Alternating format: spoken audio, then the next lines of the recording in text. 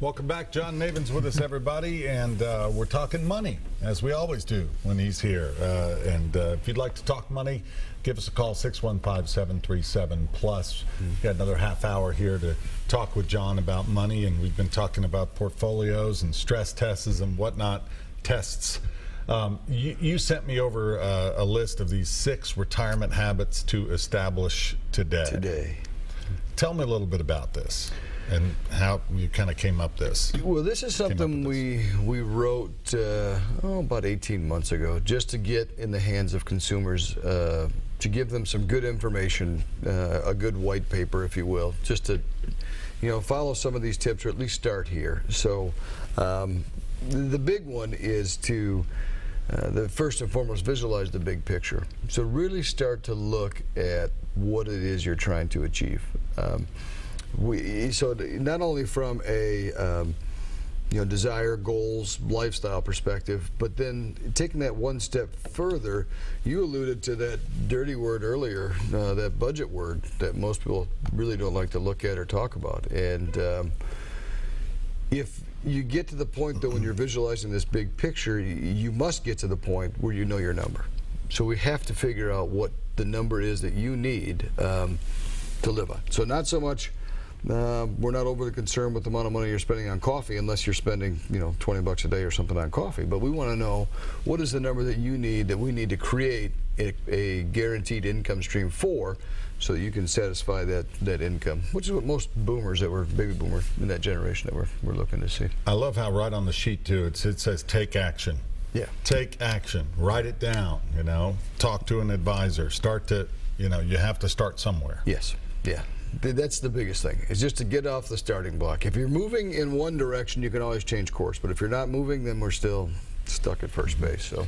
And second in this list that you gave me is plan for a long life, which, boy, that sounds positive. I like that idea. Yes. They are, well, let me just back up. A married couple is projected that 1 in 2 will live to at least be the age of 95. So 55–60% of the population, if you're a married couple, one of you is going to make it into your 90s. So we're going to be around a while. They also just came out this year, and they're redoing the mortality tables, which doesn't sound very exciting, but it is exciting, because on average we're living about 4 or 5 years longer. So good news for us, we're sticking around about the age of 80, and for females they're making it to about the age of 86. So we're living longer, so we have to plan for a longer life. So carrying that number out for a longer period of time. Okay. And obviously that's going to change so much. I mean, just a few years changes a lot of what you're doing now. If someone like me who's 49, obviously if I'm now planning, knock on wood, that I'm going to live that long and maybe even longer by the time I get there with health and medical advances, I hope. You have to plan for that. You do. And it'll take a big number. And so then what you do is you start, once you're planning for this long life, we start to then look and determine where this income stream is going to come from. So how much of it's going to come from Social Security, how much of it's going to come from pension, which reminds me about pensions. It was very nice 20 years ago. We didn't have to do retirement planning because you had one. Pensions were there. Well, how many folks still have a pension? Not very many. And if they do, I'm going to strongly suggest to talk to a financial professional as well, because the pensions, once you make that decision, that's permanent. So you want to make sure you analyze and understand all the choices when you're making that decision. But so you had Social Security, you had pensions, and then the rest, this last lever is your personal savings. But yeah, it's got to be around. Wow. 737-PLUS. If you'd like to call in, let's go to line 1 and welcome Gay. Hi there. Hi, good evening. I've got 3 questions. I'll try to make them real brief. I'm already retired. Had to take an early retirement. I'm comfortably living on my Social Security, but I've got a couple complications with that. I'm already receiving my pension from a company I worked at for 22 years. It's only $211 a month, plus my Social Security, so I'm comfortable. But I've got a small amount of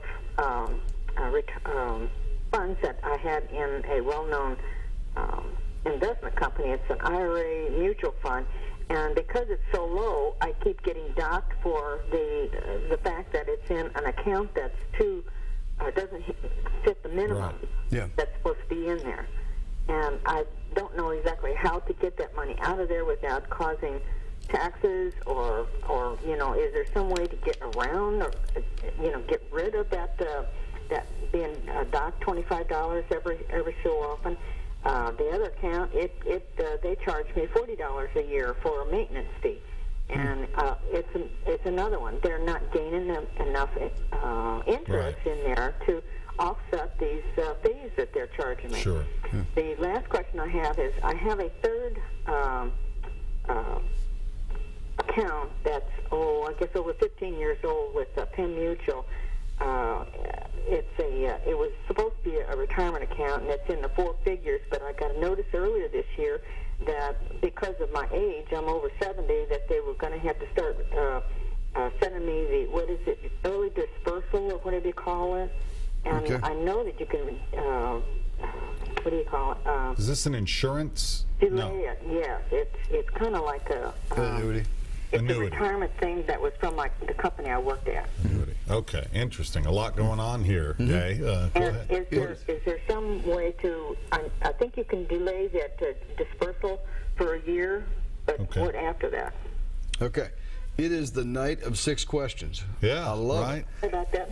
I do. It's fantastic. Good questions.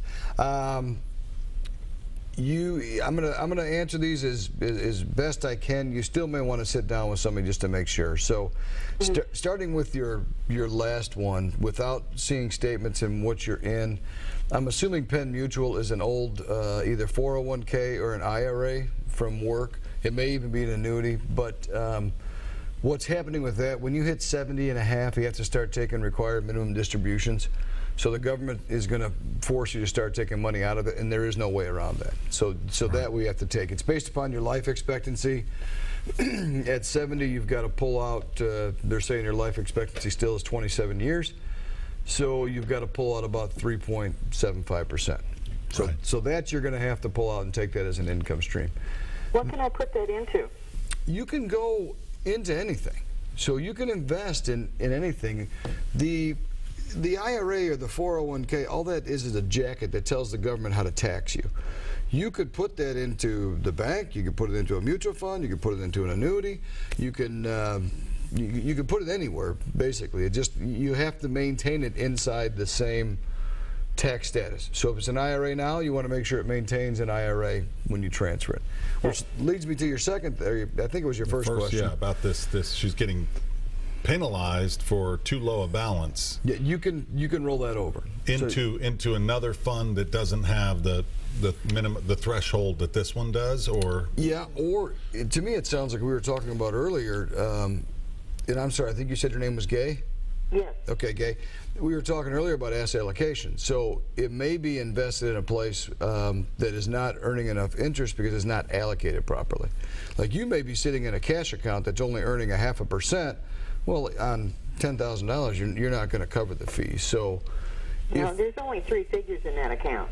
Okay. Oh wow, so it's low. Yeah. Under $1,000. Yeah. Okay. Yeah.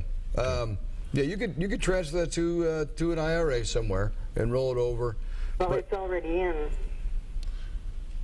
Yeah, you're in an IRA already, but you could probably find a place that is not going to charge you the $30 fee. Okay. Each month. And one last final question. I'm sorry to keep you. I am calling from Cadiz, Kentucky, and I don't know where there is a financial planner around here. I can get to Cadiz or I can get to Dover, Tennessee. Do you have any ideas where?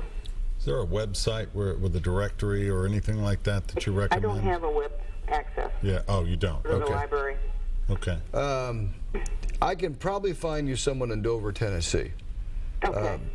If you want, I'm happy to answer any question you may have. Yeah, why don't you, I tell you what, Gay, we're going to put the number up on the screen again for where you can reach John, and mention OpenLine that you called in, and he can I'll point you in the right direction for sure. Okay. We can get you something. Have a pen and paper ready. We'll put that number up for you. All right. Thank you so much. Thank you. Wow, a lot going on there, but I'm glad she's at least calling. Yeah, good questions. Well, she's taking action. Right. But, a lot of folks are in her position who just don't have the answers. Yeah. You know, she didn't realize that at age 70 and a half, guess what? You have to start taking these distributions. Yeah, that's right. You've got to pull that out. So okay, interesting. We've got answers for you folks, and there it is, as we promised. And you can also, this is great, he's offering once again when he comes on here, and this is quite a value, folks. When you call John, 656-3170, and just call him, mention OpenLine, you can come in and get that portfolio stress test for free, which is a great deal. And the website's up there. It's johnnavin.com. All right, I think we're going to take another break here. You want to take another break, Courtney? We'll go ahead and hit it right now. We'll come back, and I think we got up to number 2 on your 6 habits. We're going to keep going through those when we come back. Sounds good. Us.